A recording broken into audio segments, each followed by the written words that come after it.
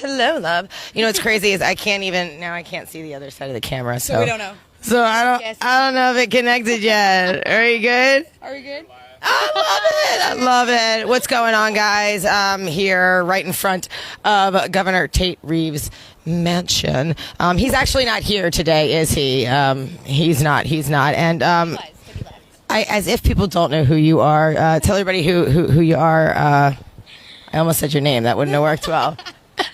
Who are you, and why are you so important to what's going on right now? My name is Bethany Hill. I'm the president of We Are the 74. We actually developed within 24 hours of the Supreme Court robbing us, and we've been fighting alongside our legislators for the last 5 months, and we are here. We started with a few rallies over months, and then a few every couple of weeks, every week, and now we pretty much live with Tate until he calls our session. So far, good roommate up until this morning.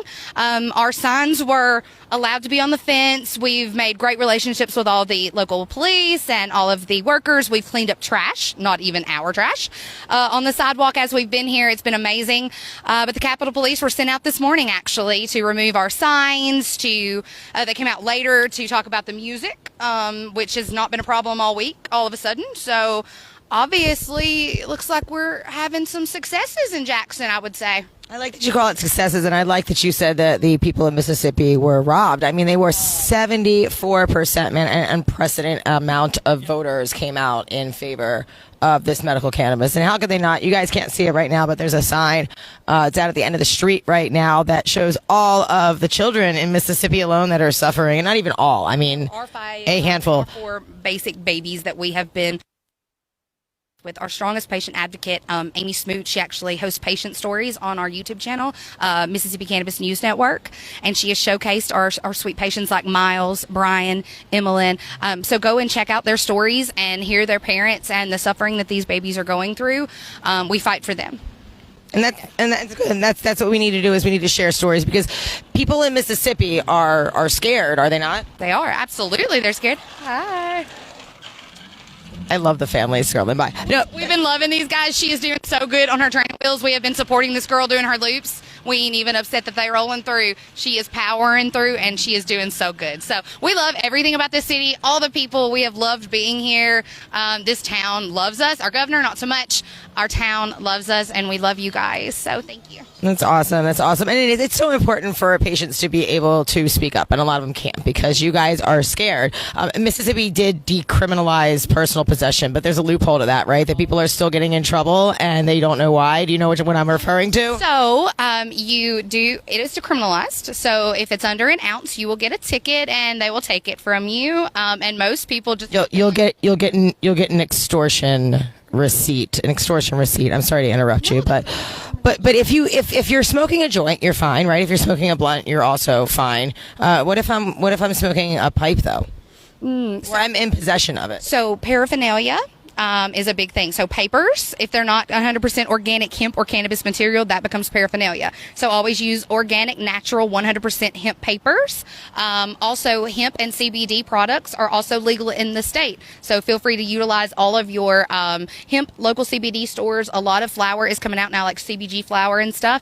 But we have patients that specifically need high THC. Well, that's true. That's true. So you can you don't go to jail for less than an ounce of weed now, which is progress. They still rob you of your money, and if you decide not to, and your medicine, of course, and if you decide not to pay that money, then they will send state violence after you and put you literally in a cage. But if you're caught with paraphernalia, you can also go to jail for that. Is that the thing, right? Additional tickets. It's additional tickets. So even when you have like this presumed freedom, you don't have it. And even when you have 3/4 of the state saying yes to something, apparently you don't have it, which makes absolutely no sense to me. But thank you, Bethany, for what you're doing. It's awesome. It's awesome. I want to talk to Zach, too. Thank you guys so much for your support. I love you guys so big. Mwah. Make sure, if you want to know what's going on with We Are the 74, they're having some technical issues with the website and stuff, as most volunteer organizations usually do. So just Google We Are the 74 Mississippi. News articles and all that. So why don't you tell me about your name? My name's Zach Wilson, and I've been working with Bethany since pretty much the day after we were robbed of our vote. We've spent hundreds of hours on the phone, organizing, protesting, working with legislatures and everything else, and now we're here. How many people were involved in like the organization of getting this ballot initiative on the ballot to begin with? I mean, how many people and how many man hours would you say, if you had to guess, were spent? You mean with Initiative 65 or 74? With 65. Oh, there was, I think Jonathan and I talked about it the other night. There was over 500 volunteers gathering signatures. All for free. You guys weren't? It's not paid. This was all citizen-based volunteer work. Got it on the ballot, and they stopped counting signatures and had 2 or 3 feet of paper of signatures still left to count. We had more than enough signatures to get it on the ballot. That's incredible progress. Yes, ma'am. And that's the thing. When they took it down, on the technicality of 4 to 5 congressional districts, it's ridiculous. Terrible. Yeah, not to get into like a long story, but there's this paradox that's been going on for the last 20 years in Mississippi. Longer than that. It's crazy. Longer than that. So there's only 4 congressional districts that exist in this state, but yet your ballot initiative language still requires signatures from all 5. We lost the 5th congressional district in the year 2000. People have been leaving this state in droves. Nobody wants to live here. So basically, because these guys can't do basic math, there's kids dying. I mean, that's a fair way to sum it up. Would you say? Well, yes and no. Basically, they knew this was a way to eliminate our voice as citizens of the state. Hell, our own governor was the lieutenant governor for the last 8 years. This topic over the last 20 years has come up in the legislature 7 times to be fixed and never made it out of committee. That's crazy. This is a simple issue. You'd think it would take. You can fix this over coffee and donuts in the morning before the 9 o'clock bell even rings, wouldn't you say? Wouldn't even have took that long. But the main thing that you have to look at is they just didn't steal our cannabis program from us. We actually had 3 other petitions out there that were gaining signatures now. One was for term limits, another one was for the expansion of Medicaid, and another one was for a full-on adult use recreational cannabis program. So when they come through and wiped out one, they killed everything and silenced us till at least 2024. Because now, in order to fix the initiative process and update our Constitution, the legislatures have to write a bill, and we, the people, have to vote on it. Our next election is 2022. So then, once we get that fixed, then we have a year to gather signatures and can't vote on anything till 2024. So basically, we're powerless in the state right now. That's terrible, and I hate to ever even utter those words, you are powerless, but it sounds like that's where they have you. It feels like, this seems like a federal issue. This seems like a group of lawyers could easily get together and people who watch me know that I'm not a fan of the federal government, but one thing that they do stand for and always should stand for is making sure that states aren't victimizing their population. And that's exactly what's going on here. Plain and simple, black and white. You guys are being victimized by your representatives who are acting as leaders instead of representatives. Wouldn't you? I mean, is it even more of a hurt to you, to what's going on in all this, to think that the federal government doesn't care and there may not even be any avenues for them to protect you from that? I don't think they really care at all. I think your and my views are probably pretty well lined up when it comes to the feds as far as how I feel about that. But a lot of us have done the math on it, and they could fix the initiative process as early as next week if they wanted to. It would cost a little bit of money. We have done the math on it. It would cost $1.63.5 per voter in the state to call a special election to fix our initiative process immediately and keep the initiatives alive that are out there gaining signatures now. I bet you this guy spent more on his marketing and campaigning team per voter than that cost. Actually, he spent $13.3 million, which equates out to $26.10 per vote that he got in the 2019 gubernatorial election, or however you say governor. That's bad marketing. I don't know who is $13 million to get elected to a $120,000 a year job. How you do that? I think with a big enough ego, anybody could pull that off. Well, I'm still trying to figure out how a man comes straight out of college, never worked in the private sector, been in politics his whole life, is worth $200 million. Begs the question. Well, Zach, thanks for being here, man. Thank everything that you did from the beginning of, like you said, you and several others came right away, stood up, got on the phone, got on social media, and formed We Are the 74 to make sure that the people in Mississippi who aren't afraid to speak up can be voices for those who are, because there's so many. Yes, ma'am. We're here. Anybody that love to come and join us, we'd love to have you. And like I'm saying, we're not going to go away. Not going to go away. Awesome. Yeah, thanks a lot, dude. And let's hear, we've got somebody here who's exercising his right to protest, masked, but not for the reason that you may think it is COVID season after all, and it's like the hip thing to do now to wear a mask. But I'm not going to ask you your name, obviously, but why are you wearing a mask today? Why are you here? Well, as a lot of people in our state, we are low income, we are restricted. We seem like we don't have a voice. We have families, we have children. It's important for everyone to know that they should come out, even if you have to cover your face. We respect that.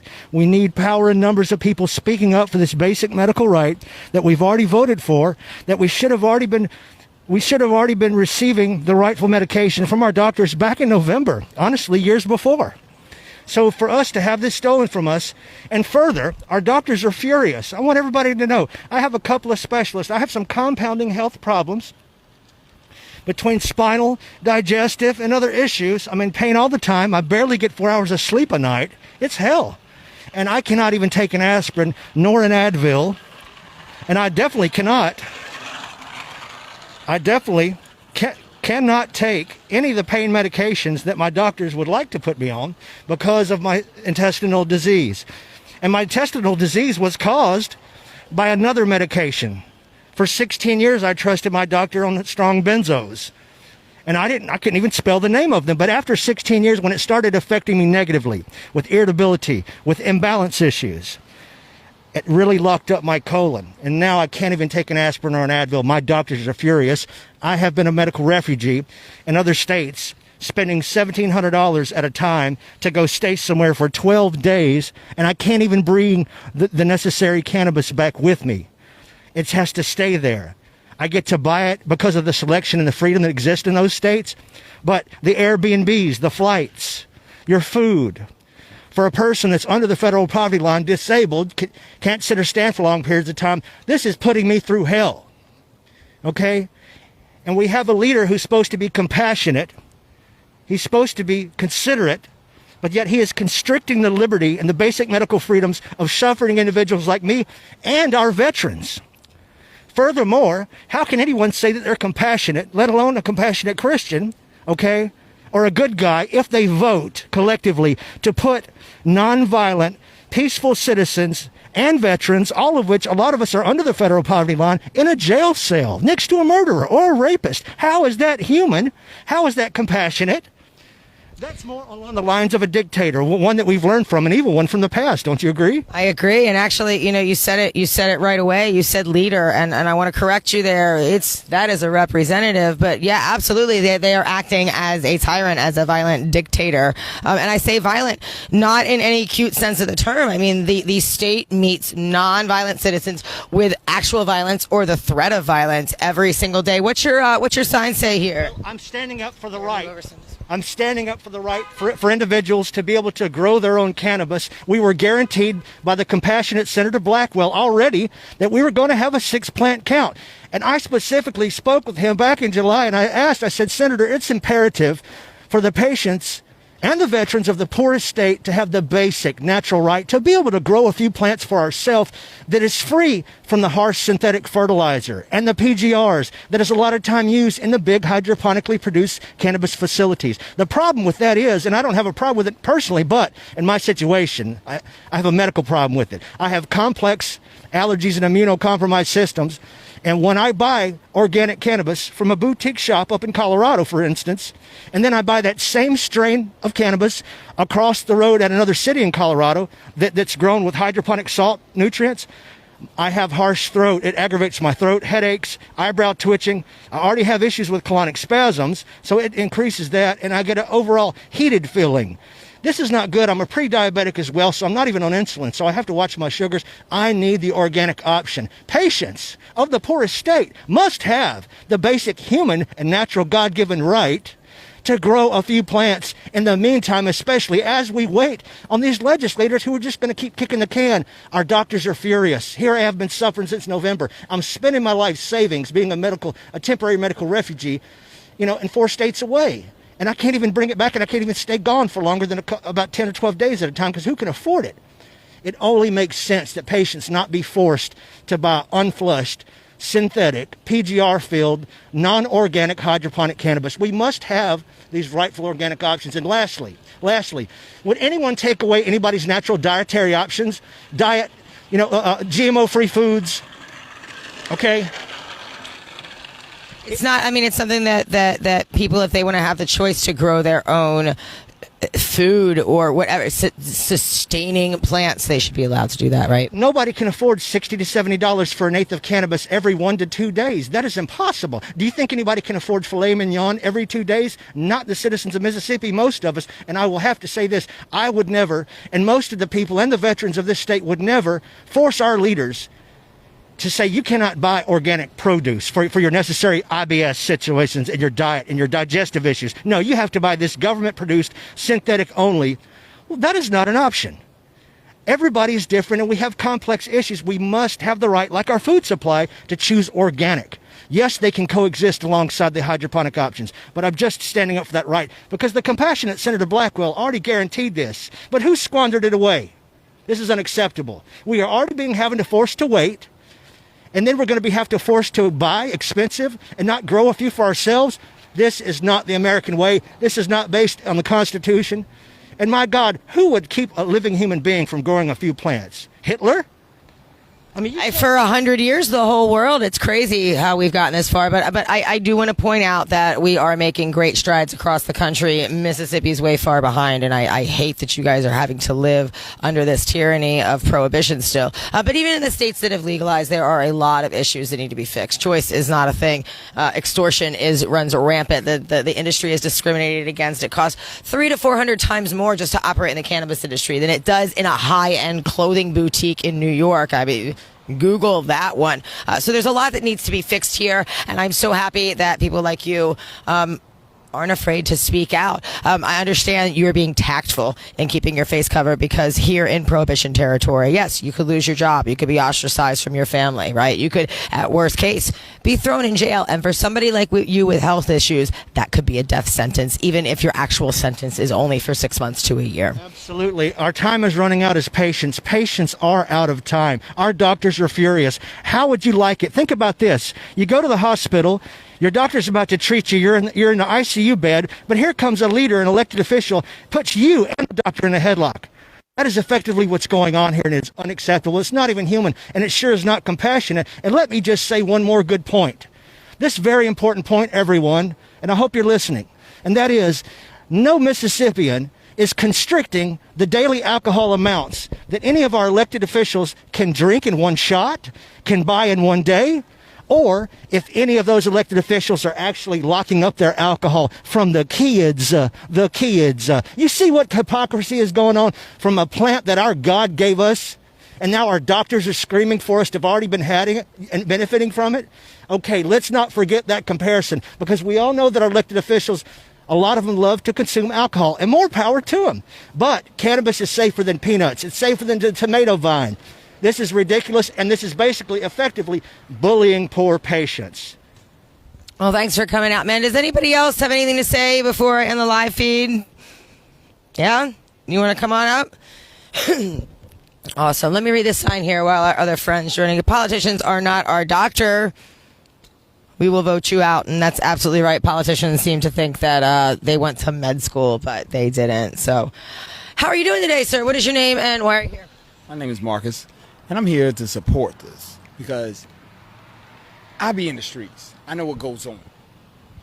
They're using bud, which I call cannabis, but we go with the street lingo. Bud, weed, the ganja. You know what I'm saying? We smoke. Y'all know we smoke in the South. We've been doing this forever. It's a thing y'all do down here. I used to drive down south to buy my weed in high school, full disclosure. Ain't nothing wrong with that. But the part is, the truth is, this man ain't doing nothing to help the people get jobs, get off these streets. There's so many homeless. He rather tax $1 on a drug. And this could save people's lives.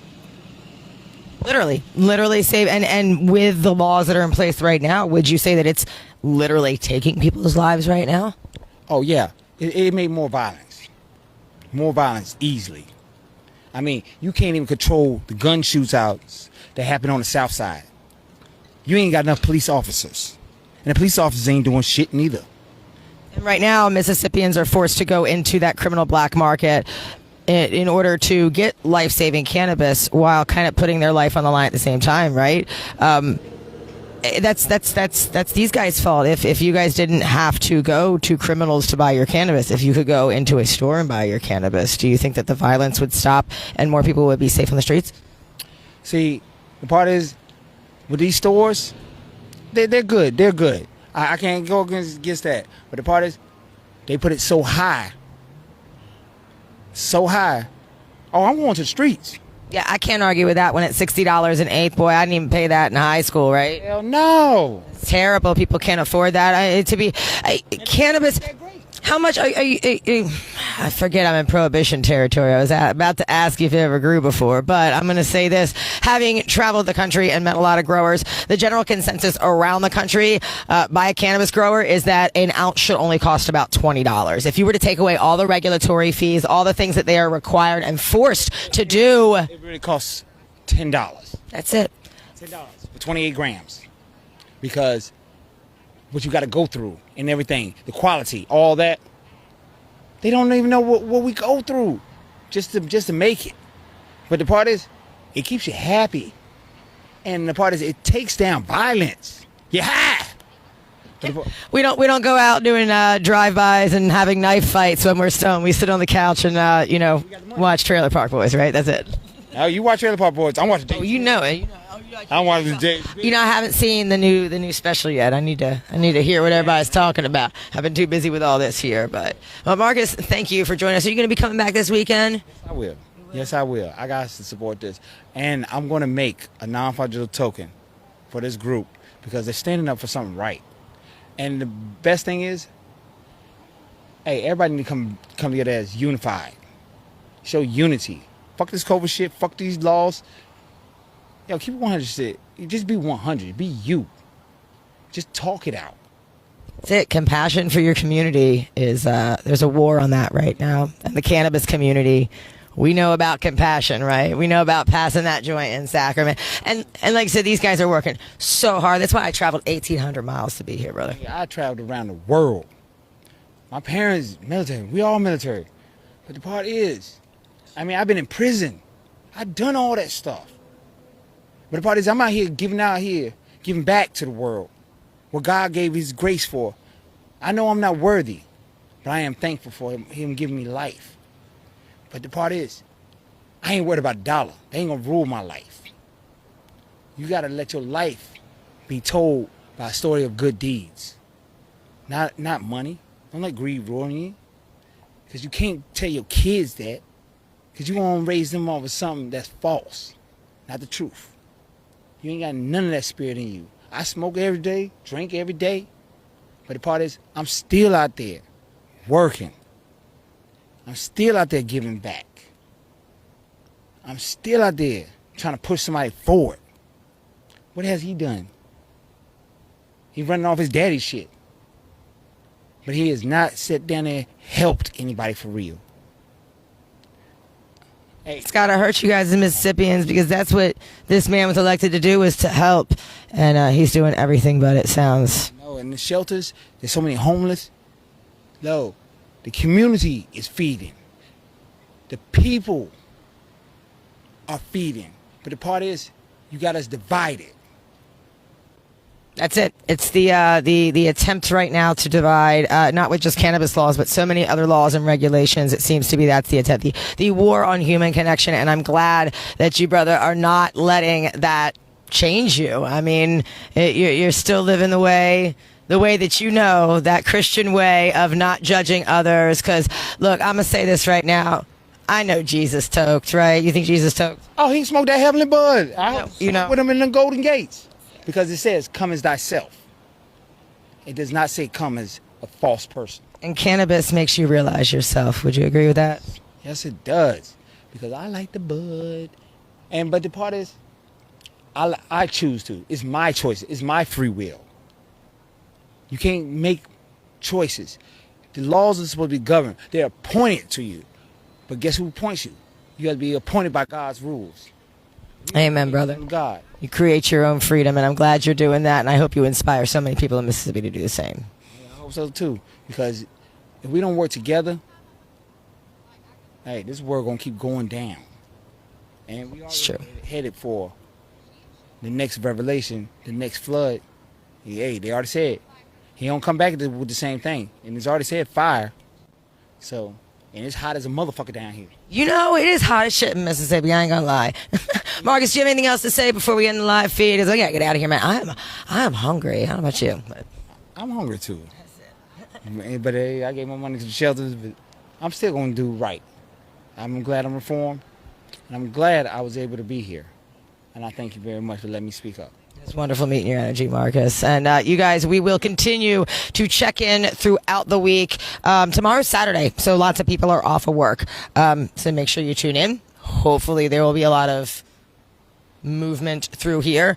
If not, there's already movement. 74% of Mississippians said yes to this. So, of course, there's going to be support once people see that we're out here right now. There is a town hall meeting going on somewhere else in Mississippi where Governor Tate Reeves will be speaking with Laura Ingraham. And I heard little rumor that some of our people might be up there. So while I never advocate for listening to and watching the big networks, might want to tune into Fox tonight around 8 o'clock p.m. Central Time. If you want to keep your ears and your eyes clean and not tune into Fox, we'll definitely be posting videos, so don't worry about that. As always, gonna remind you guys, pass joints, not judgment. We are all in this together, and at that, I'm gonna go smoke some delicious cannabis.